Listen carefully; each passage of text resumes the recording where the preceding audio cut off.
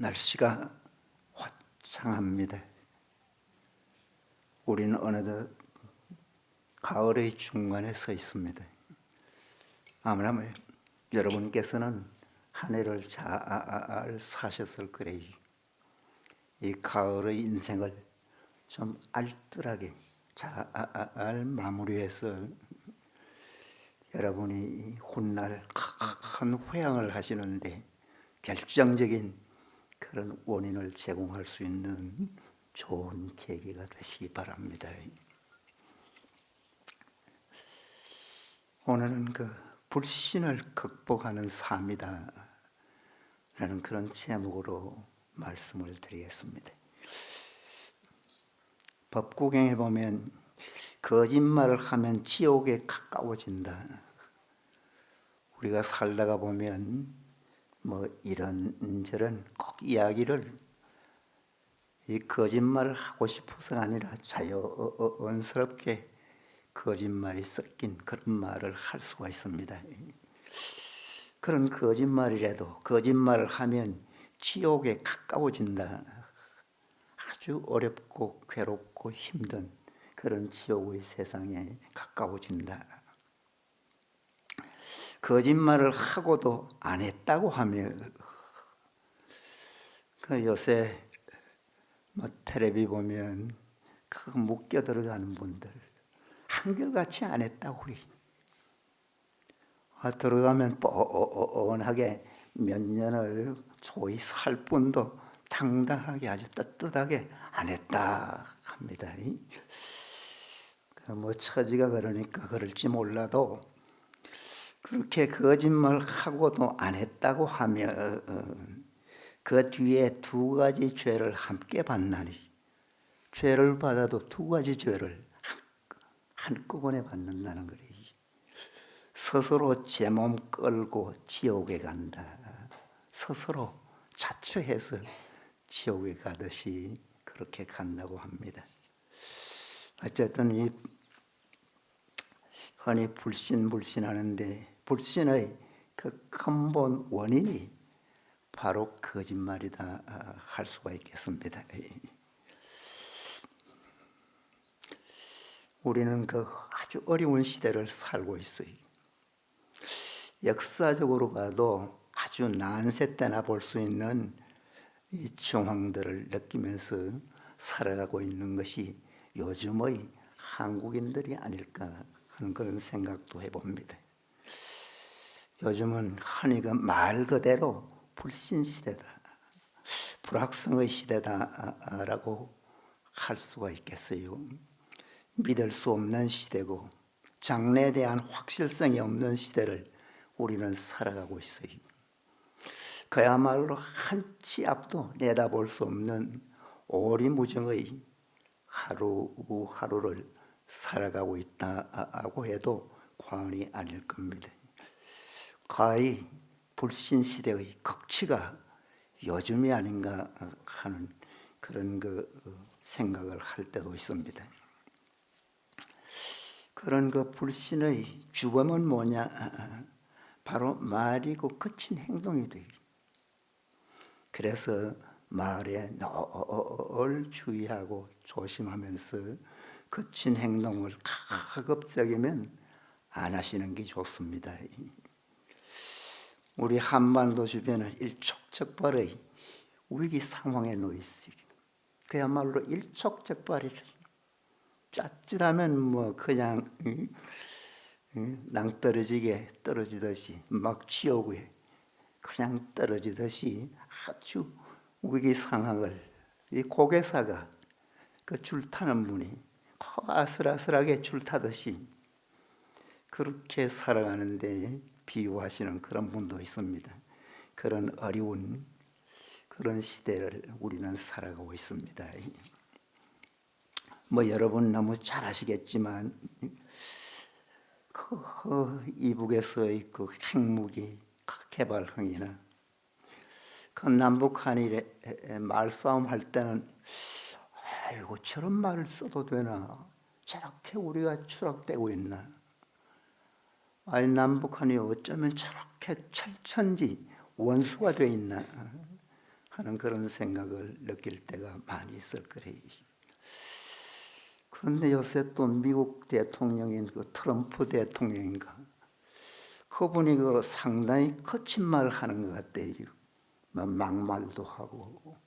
사실 그 대통령으로서는 닮지 않을 못할이라기보다 그런 말도 하는데, 그분은 그 정치인으로서는 아마추어구나 하는 것을 아마 여러분께서도 느끼실 거래요.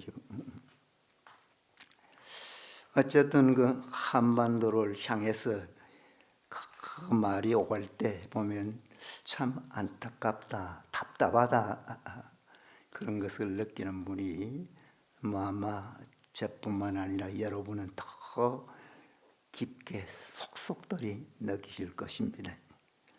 어쨌든 그래서 좀 막가는 세상 비슷하고 종말을 고하는 세상 같은 그런 느낌이 들 때도 없지 않아 있는 것이 요즘 세상입니다. 이 가정에서나 사회에서나 또 애들이 다니는 학교에서까지도 막 불신이 만연하고 있다고 해요.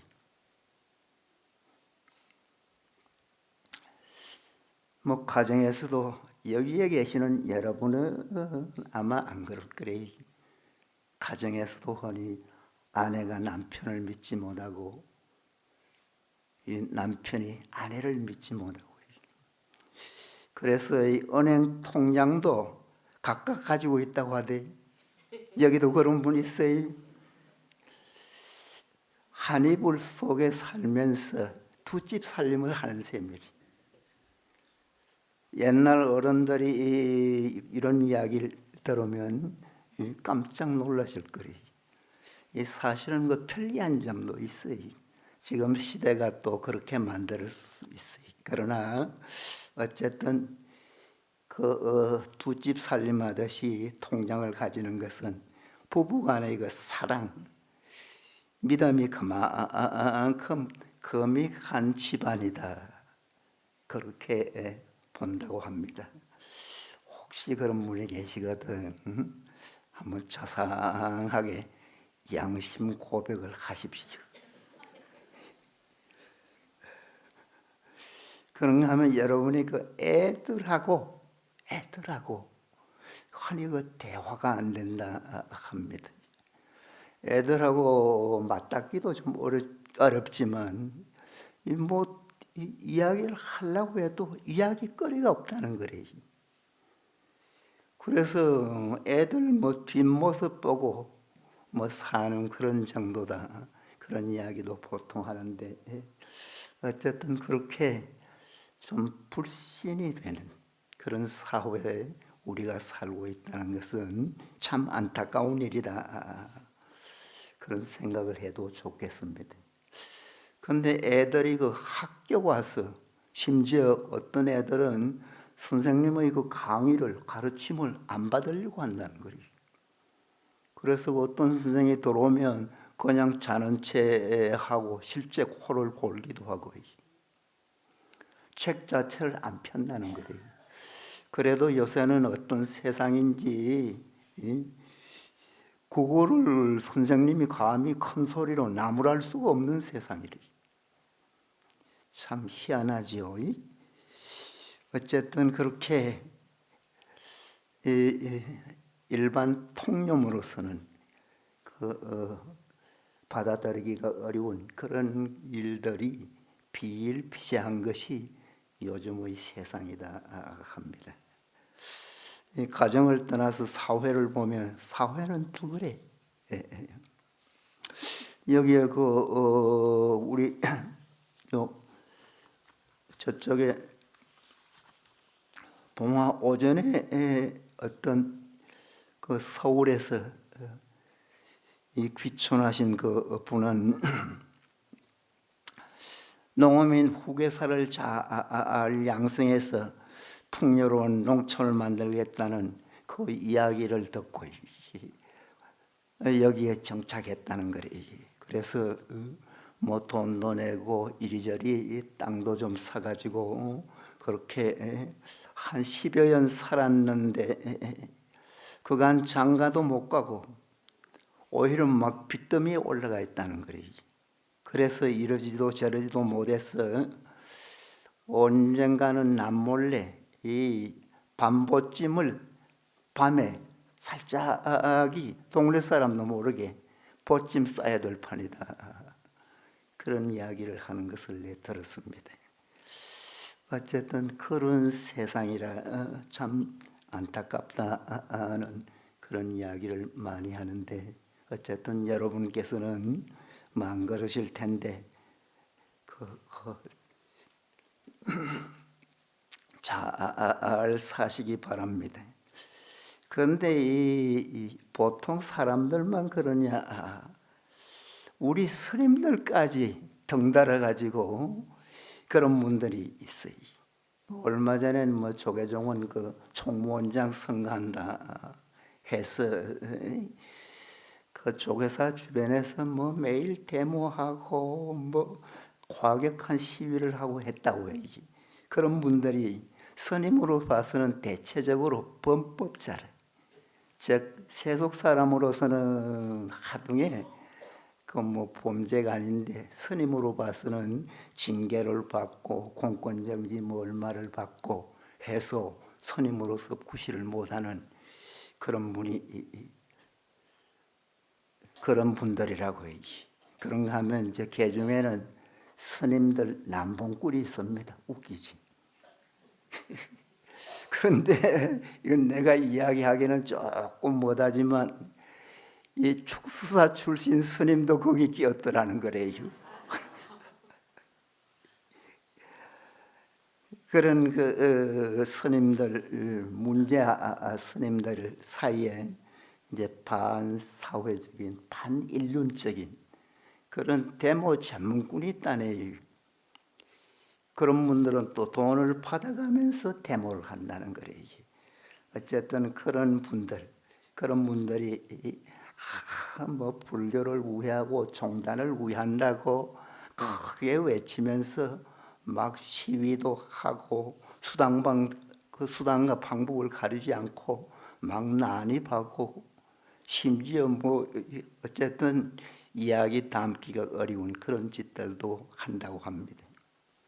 그런가 하면 아주 온건하게 얌전하게 이 수행자 하면서 그렇게 해서는 안 된다, 뒤에서 말리고 격리시키는 그런 사람한테는 계량주의자다, 기회주의자다 그렇게 보면서 우습게 사는 그런 분이 있답니다. 이 종교인까지도 이제 그렇게 좀 답답한 그런 세상에 우리는 살아간다 하는 것입니다. 그런 그 불신푼조의 원인이 뭐냐?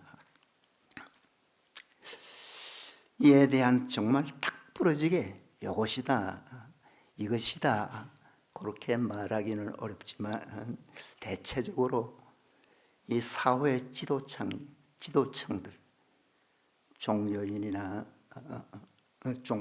나중에 정치인이나 교육자나 재벌들이나 아니면 종교인이나 소위 그 사회 지도층이 그간 너무 거짓말을 많이 해왔다는 거리. 그래서 이제 더 이상 신용할 수 없는 그런 단계까지 놓여서 그런 것이 전반적으로 확산이 되지 않았느냐 그렇게 보는 이가 많다고 합니다. 어쨌든 사회적으로 원체 뭐 인구가 많고 좁은 땅에서 살려고 발버둥을 치기 때문에 갈등은 있기 마련입니다.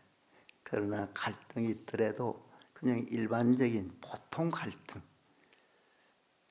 즉 살아가면서 느낄 수가 있고 수용할 수가 있고 이해할 수 있는 그런 갈등이나 그런 싸움이나 그런 그 문제점은 참 수용할 수 있지만 격이 안 맞는 정말 답답한 그런 그 갈등이나 불신이 결국은 사회 전체를 망가뜨리는 근본 요인이 되고 있습니다.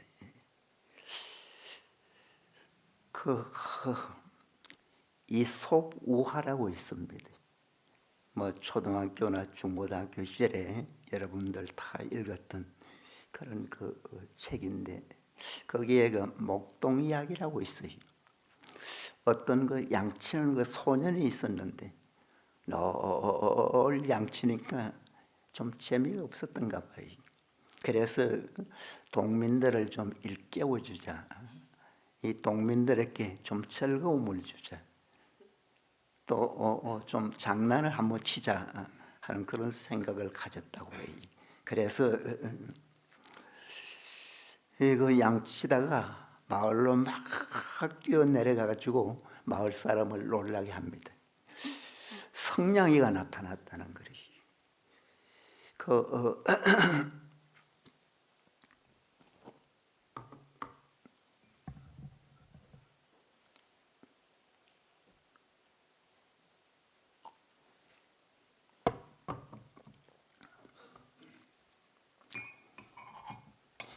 이 성냥이란 이리와 비슷한 그런 동물인데 그 양들을 잘 물어 죽이고 몰고 가는 그런 이제 동물인데 성냥이가 나타났다. 성냥이가 나타나면 그 마을에서는 막 온 마을이 막 총동원되는 거예요. 성냥이가 안 나타났는데 나타났다 하니까 막 온 마을 사람들이 와가지고 성냥이를 막 찾고 어쨌든 아주 큰 소동이 일어나는 거예요. 그 양치기가 재미가 있거든. 그래서 두 번, 세 번 계속해도 성냥이가 나타났다고 하니까 마을 사람들이 그때마다 막 동원이 되고 해서 그 재미를 느끼고는 또 했는 길에 두 번, 세 번까지 쏟고는 이제 더 안 속는 거래. 한 사람도 오질 않는 거래. 그 뒤에 진짜 성냥이가 나타났을 때 그때는 그 마을 사람이 뭐 전혀 안 올라오는 길이. 그래서 성냥이가 그 양을 한 40~50마리나 막 물려 죽이는 거래. 그래서 거짓말을 되풀이함으로써 맞게 되는 그런 무서운 결과를 뼈저리게 느끼고는 다시는 거짓말을 안 했다는 그런 이솝 우화에 나오는 그런 이야기입니다.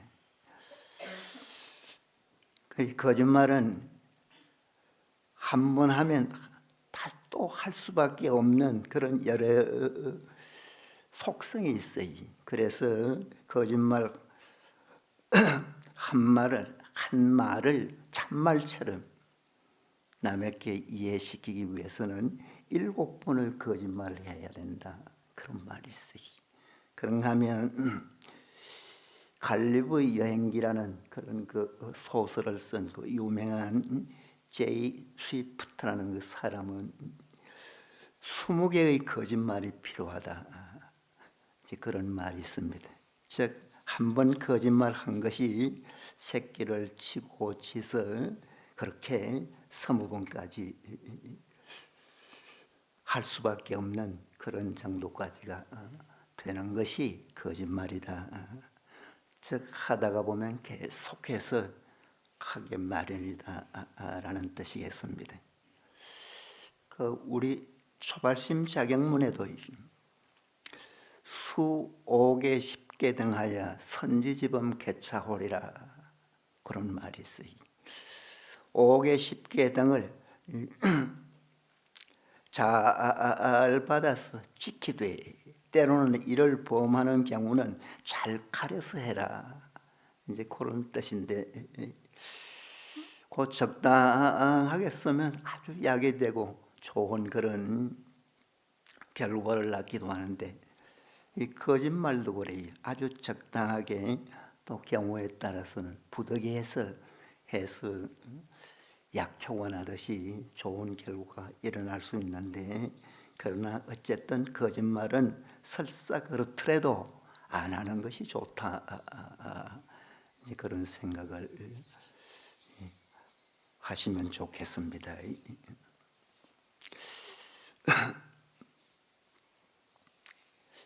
옛날에 그 인도에서 있었던 일이라고 하는데 경전에 나오는 이야기입니다.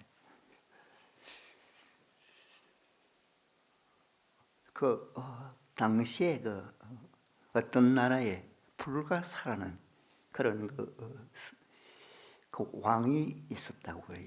그 왕은 아주 신심도 돈독하고 뭐 잘 사시고 통치도 잘하는 그런 분이래. 그 왕이 출가해서 나중에 참 수행을 하면서 열심히 애쓰고 애썼던 그런 왕인데 어떤 새끼 암소에게 떠받쳐 맞추고 말았는 거예요. 그러니까 소의 임자는 잔뜩 겁이 나서 그 소를 이 다른 사람에게 얼른 팔아버리는 길. 그 소를 산 주인은 소에게 물을 먹이려고 물가로 이제 끌고 가다가 소가 막 뒤에서 그냥 또 들어맞는 거예요. 그래서 새 주인이 막 바로 죽음을 당하고 마는 거예요. 그 죽은 소 주인의 아들이 어찌나 화가 나든지 막 소를 당장 잡았는 거예요. 당장 잡아서 소머리는 시장에 이제 갖다 팔았는 거예요. 어떤 촌사람이 소머리가 헐찍하게 아주 큰 것을 싸게 팔아서 그래서 이제 그걸 사가지고 그래 지고 가다가 너무 무거워서 어떤 나무에 이제 매달고 그 밑에 좀 졸았는 거래요.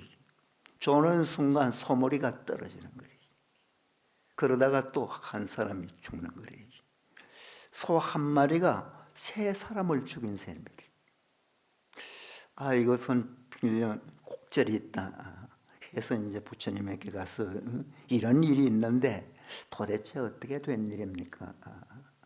그렇게 부처님에게 가서 물었더니 부처님이 옛날에 세 사람의 상인이 있었는데 외국으로 장사를 나가 홀로 사는 그런 할머니 집에서 유숙하게 됐다는 거리.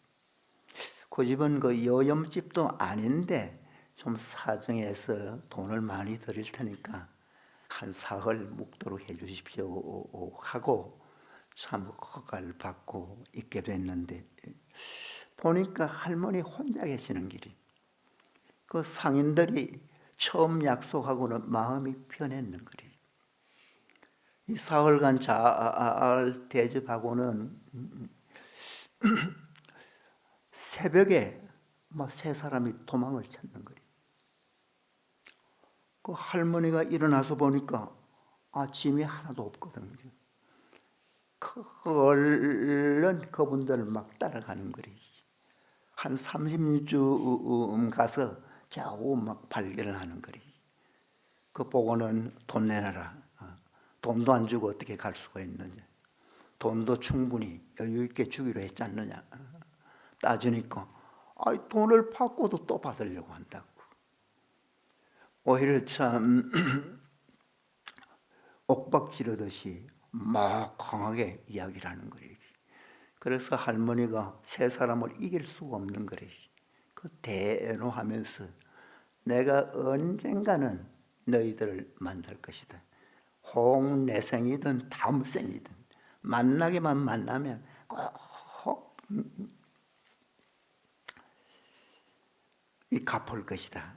반드시 너희들께 이렇게 괴로움을 당하고 못난 짓거리하는 그 갚음을 줄 것이다. 막 그렇게 악을 써듯이 그렇게 말을 합니다. 그 세 사람의 상인이 바로 죽은 세 분이리. 이 거짓말은 어떤 분이든 몇 년이 됐든 금생이 아니면 내 생에도 언젠가는 그렇게 받고 그렇게 당할 수가 있는 것이 거짓말이다 하는 그런 생각을 하시기 바랍니다. 어쨌든 뭐 흔히 그 여성이 한을 품으면 뭐 5, 6월에도 서리가 내린다 하듯이 그 할머니가 아주 막 되게 작심을 했는 거리. 그것이 깊게 인과가 돼서 훗날 그렇게 세 사람을 죽게 한 근본 원인이다. 그렇게 말해서 겉은 언니들이 아주 감명 깊게 들었다는 그런 이야기가 있습니다. 옛날에 그 백장 스님이라고 아주 그 유명한 큰 스님이 계셨는데 그분 그 말씀 중에 일일 부작이면 일일 불식이라 하는 그 유명한 말씀을 했어요. 일일 부작이면 하루 일을 하지 않으면 일일 불식이다. 하루 밥을 안 먹겠다. 그렇게 참 열심히 살고 잘 사신 분인데 그분은 그 젊을 때부터 아주 잘 사신 분인데 연세가 높아도 그 당시에 이제 총림이라고 수백 명이나 되는 그런 이제 스님을 거느리고 사는 어른 스님인데 그때도 늘 그 열심히 일을 하시는 거래요. 그래서 노인이 하니까 보기가 싫거든. 그 어느 하루는 이 농기구를 살짝 숨겨놨는 거래요. 찾다가 보니까 못 찾겠는 거래. 그래서 그날은 방 안에 들어가더니 문을 꼭 잠그고 나오시지 않는 거래요. 그래 식사 때가 돼서 스님 고향하십시오 하면서 나오시라고 하니까 하신 말씀이래. 나는 하루 일하지 않으면 하루 먹지 않겠다.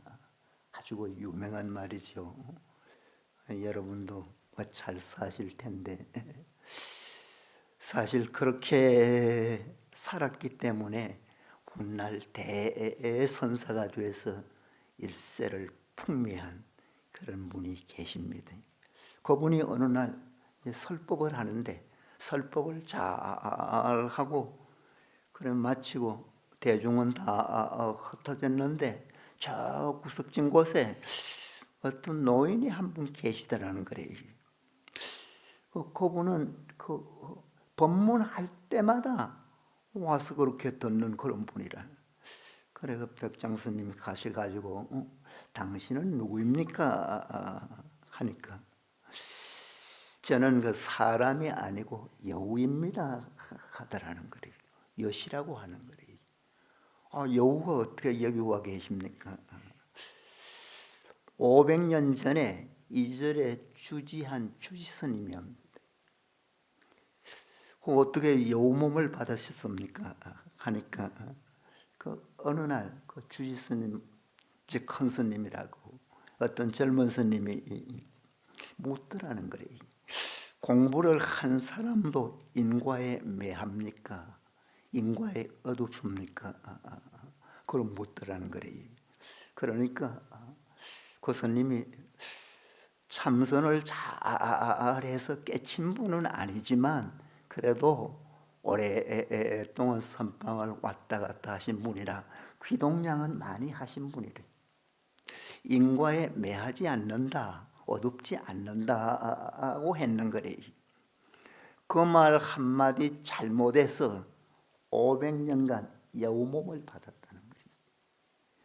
그렇다고 하면서 스님 제발 저 좀 살려주십시오 하는 거래. 그래 그러면 내가 묻겠네. 똑같은 질문을 하는 거래. 공부를 한 사람도 즉 수행을 잘해서 마음이 아주 열린 그런 사람도 인과에 매합니까? 인과에 빠집니까? 인과에 빠지지 않느니라 똑같은 대답을 했는 거래. 대답도 수행을 잘해서 정말 그 견체가 있어서 그런 말을 할 수 있는 사람하고 못하는 사람이 그런 말을 하는 경우는 다른 길이에요. 그래서 같은 말에 뭐 순간 깨치는 거래요. 그래서 스님 참 고맙습니다 하면서 500년간 여우 몸을 벗지 못했는데 벗을 수 있게 돼서 고맙습니다. 며칠 뒤에 내가 뒷산 어떤 굴 속에서 죽어 있을 테니까 나를 스님들 그 장례 치르듯이 잘 치러 주십시오 해서 그렇게 참 며칠 뒤에 대중을 다리고 올라가 보니까 여우가 한 마리 죽어 있다랍니다. 그 여우를 이제 스님들 장례 치르듯이 잘 치러 드리니까 그 다음날 저녁에 꿈에 나타나더니 막 눈물을 철철 흘리면서 아주 고맙다고 하더라는 그런 그 유명한 일화가 있습니다. 그 말 한마디 잘못해서 500년간 여우 몸을 받았다는 거예요. 보통 예사롭게 생각할 수 있지만 이런 사람은 그 말 한마디 한마디 정말 예사롭게 안 해야 된다는 그런 좋은 경책을 주는 말이다 할 수가 있습니다. 어쨌든 불자는 거짓말 하지 말라고 합니다. 살다가 보면 거짓말을 예사롭게 하는데 속담에도 입은 삐뚤어져도 말은 바르게 하듯이 불자라면 말을 입을 열었다 하면 그 진실한 말을 하고 허황되고 실없는 그런 말은 하지 말라는 것이 바로 부처님 말씀입니다. 그 금강경에도 보면 열애는 참된 말을 하는 어른입니다. 열애는 부처님을 말합니다. 부처님은 참된 말을 하는 어른이며 실다운 말을 하는 어른입니다. 남을 속이지 않는 말을 하는 어른이다 했습니다. 여러분도 이런 어른이 꼭 되시기 바랍니다. 참된 말을 하고 실다운 말을 하고 이 속이지 않는 그런 말을 하는 그런 불자가 꼭 되시기 바랍니다. 이 거짓말은 그 자체로서 죄악일 뿐만 아니라 자성을 어둡게 한다는 거리. 마음을 어둡게 탁하게 해. 그래서 한 치 앞도 내다보지 못하고 괴롭게 어렵게 눈물을 막 질질 짜듯이 살아갈 수밖에 없는 것이 바로 거짓말이나 오비래이. 그래서 행동도 예사롭게 안 해야 되지만 말은 아주 조심조심 하셔야 됩니다. 이 법구경에 보면 오로지 말을 지켜라.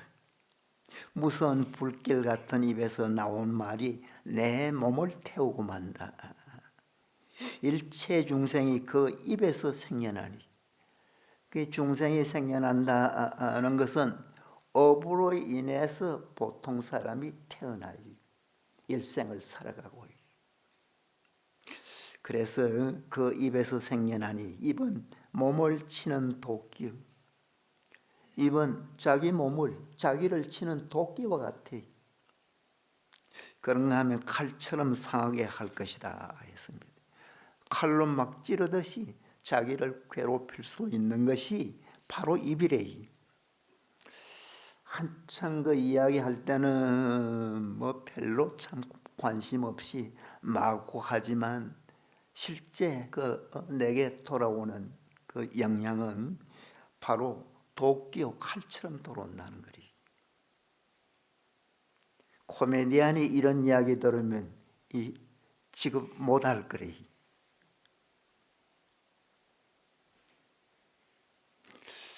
어쨌든 이 거짓말은 언젠가는 내 몸을 도끼와 칼처럼 상하게 한다.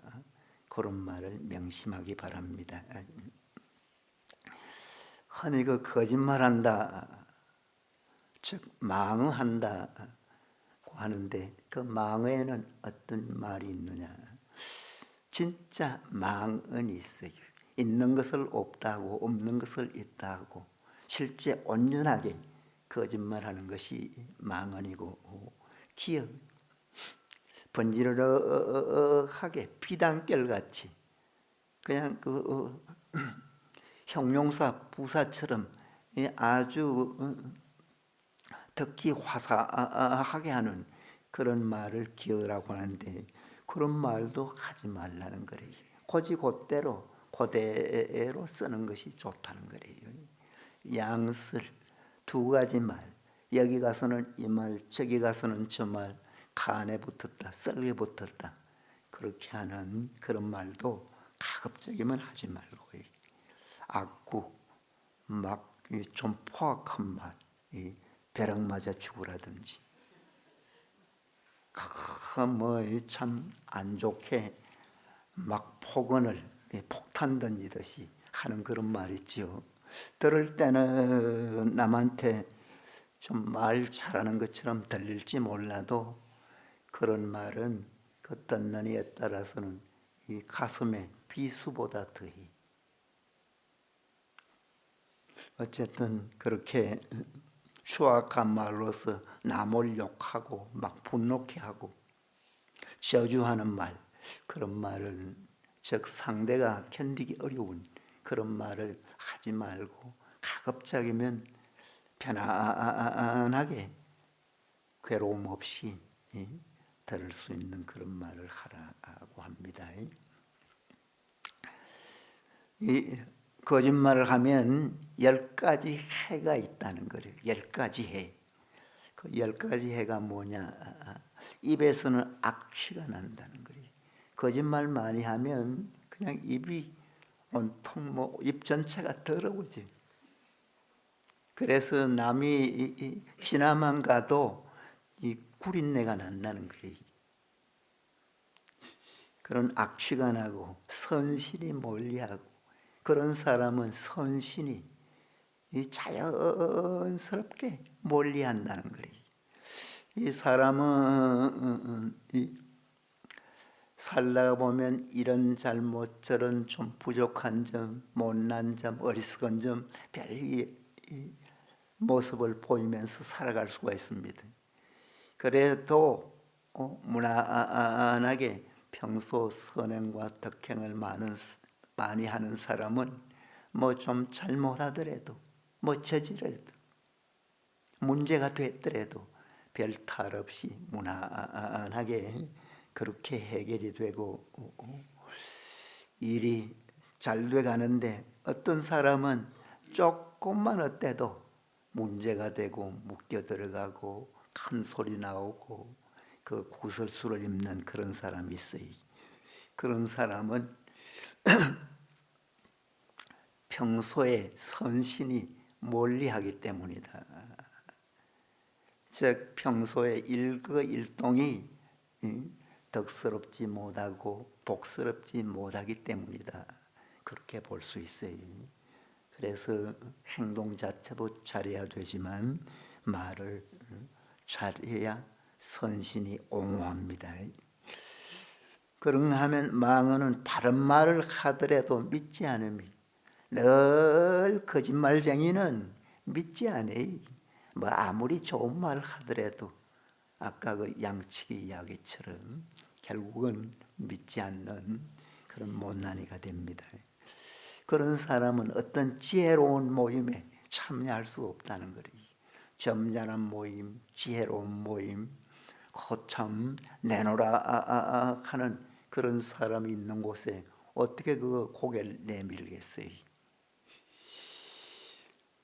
그런가 하면 항상 비방을 당하고 더러운 소문이 퍼지고, 그래 이 거짓말이나 하고 다니니까 비방당하고 이런저런 그 뭐 더러운 안 좋은 그런 소문만 자자하게 되고, 그런 사람은 공경하지 않고 비록 가르치거나 타일러도 사람들이 쓰지 않는다. 누가 그런 사람을 공경하겠어요? 또 가르친다고 한들 뭘 가르치겠어요? 그래서 언제나 근심 걱정이 많다. 거짓말하는 사람은 밤에 다리를 쭉 펴고 못 잔다고 하지요. 그러면은 어버이 인연을 계속 심는다는 길에, 그래서 이 못난이로 더 타락하고 추락해서 아주 부끄러운 그런 인물이 됩니다. 그래서 죽으면 악도에 떨어진다는 거래요. 그런 사람이 설사 사람으로 태어난다고 하더라도 늘 비방을 받을 수밖에 없는 그런 사람이 된다고 하니까 참 뭐 이런 분은 안 돼야 되겠지만, 그러나 사람이 살다가 보면 그냥 무심코 뭐 농담으로라도 어쩌다가 한두 마디씩 할 수가 있는데, 그런 거짓말이라도 업이 그만큼 크다는 것을 아시기 바랍니다.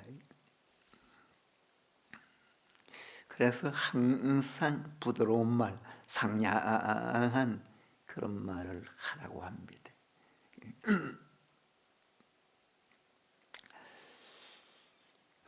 스위스 속담에 이런 말이 있다고 해요. 말은 꿀벌과 같아서 꿀과 침을 가졌다고 합니다.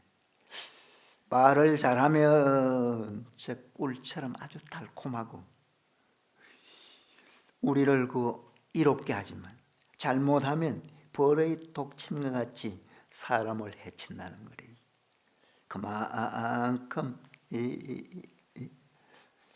구분이 확실하고 분명하다는 거래요. 중국의 속담에 새치의 혓바닥으로 5자의 몸을 살리기도 하고 죽이기도 한다. 우리말에 말만 잘하면 천냥빚도 갚는다, 뭐 비슷한 말인데, 어쨌든 말을 뭐 잘해야 된다는 것은 뭐 말할 것도 없는데, 어쨌든 불자라면 거짓말을 안 해야 되고 남에게 불신을 안 받아야 되고 어디 가도 떳떳하고 당당하게 살 수 있는 그런 여러분이 꼭 되시기 바랍니다. 그래서 집안에서 부부간에도 싸울 때 쓰는 말들이 부부간에도 아주 평범한 그런 말 가운데서도 상대를 가슴을 찌르고 안 좋게 표현하고 좀 남들어서 참 안타깝다는 그런 말까지도 하지 말라는 것이 바로 부처님의 말씀입니다. 그래서 법구경에 이런 말씀이 있어요. 대개 사람이 세상에 나면 그 입안에 도끼가 있어 제 몸을 배나니 그것은 나쁜 말 때문이다. 함축하는 말인데, 어쨌든 말을 잘못하면 결국은 제 몸을 베는 그런 도끼와 같다. 앞에도 뭐 비슷한 이야기를 했는데, 그렇게 내게 다가올 때는 정말 큰 그런 괴로움으로 다가올 수가 있는 것이 말이니까 늘 부드럽게 편하게 해서 이 어려운 세상을 살아가면서 남에게도 따스함을 주고 기분을 좋게 하고 좀 잘 살도록 하고 해서 불신에 빠지고 다들 괴로워하는 그런 불신의 웅덩이에서 당당하게 헤쳐나올 수 있는 그런 여러분이 꼭 되시기 바랍니다.